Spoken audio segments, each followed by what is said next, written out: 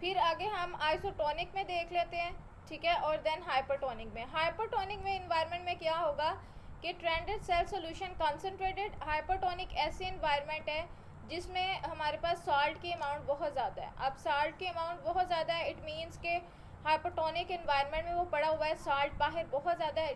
हमेशा कोई भी चीज़ अगर ज़्यादा है तो वो हमेशा ज़्यादा से थोड़ी की तरफ मूव करेगी। बाहर सॉल्ट ज़्यादा है तो वहाँ पे सॉल्ट जो है वो ज़्यादा देर तक नहीं रह सकेगा, क्योंकि सेल के अंदर सॉल्ट की अमाउंट कम थी और एनवायरनमेंट उसको हाइपरटोनिक मिल गया। तो सेल जो है, सेल के अंदर जो है वो सॉल्ट मूव कर जाएगा। जब अंदर मूव करेगा तो सेल क्या हो जाएगा, श्रिंक हो जाएगा। और वाटर, क्योंकि वाटर की क्वांटिटी बाहर कम थी, हाइपरटोनिक इन्वायरमेंट थी, तो वाटर सेल से बाहर चला जाएगा वाटर, ठीक है। वाटर सेल से हमारे पास बाहर जा रहा है और हमारे पास सॉल्ट जो है वो अंदर आ रहा है, जिसकी वजह से सेल श्रिंकेज हो गई है। और आइसोटोनिक इन्वायरमेंट में सेल वैसे रहेगा क्योंकि इसमें क्या है, हमारे पास सॉल्ट और वाटर जो है उसका बैलेंस है। हाइपोटोनिक में क्या होता है, बाहर ज़्यादा वाटर है, ठीक है, तो बाहर जब ज़्यादा वाटर, इट मीन सेल के अंदर जो है वाटर कम था, सेल के अंदर वाटर जो है वो आ जाएगा, ज़्यादा से कम की तरफ मूव करेगा towards the lowest concentration, from higher concentration to the lower concentration.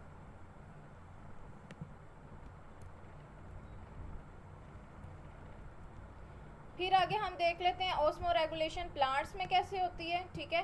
Plants और डिस्ट्रीब्यूटेड प्लांट्स की अब जो है ना हम डिफरेंट हैबिटेट्स देखेंगे, ठीक है।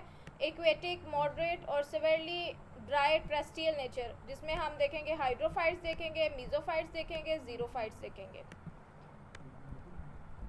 फर्स्ट ऑफ ऑल हमारे पास हाइड्रोफाइट्स, हाइड्रो से आपको पता चल रहा है water, have the adaptation to remove the flooding of it cell. जब वाटर में कोई चीज़ प्लांट प्रेजेंट है, इट मीन्स कि उसके अंदर वाटर बहुत ज़्यादा है, तो सेल जो है उससे फ्लड हो सकता है। सेल के अंदर जो है एक किस्म का जिस तरह सैलाब आ गया, सेल के अंदर जो है वाटर बहुत ज़्यादा फिल हो सकता है, ठीक है।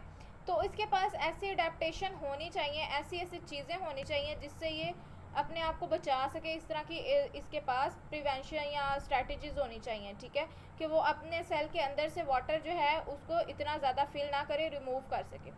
अब इसमें क्या होती है, first of all surface area जो लीव्स का होता है ना प्लांट की, यानी प्लांट है, ठीक है, ये प्लांट है इस तरह, और ये इसका जो ऊपर वाला सारा एरिया, ये इसका सरफेस एरिया। अगर कोई प्लांट इतना सा इस तरह बंद है, ठीक है, इस तरह छोटा सा है, तो इट मीन्स कि इसका ऊपर वाला सरफेस एरिया कम है। तो अब ऐसे प्लांट्स का सरफेस एरिया जो है वो लार्ज होता है, ताकि वो हर जगह से जो है ना वाटर इस तरह एवेपोरेट हो ऊपर, ठीक है।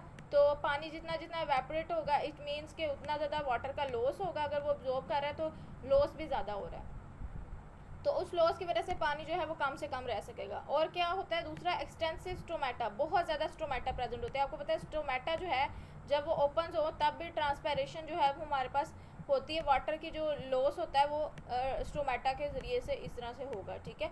तो अब जब ज़्यादा सारे स्टोमेटा है, इसका इट मीन्स कि अपर सरफेस पे लीव्स की बहुत ज़्यादा स्टोमेटा है, तो हमारे पास जैसे सन उस पर पड़ेगा या ठीक है कोई भी टेम्परेचर चेंज की वजह से हमारे पास वहाँ से वाटर लॉस होगा।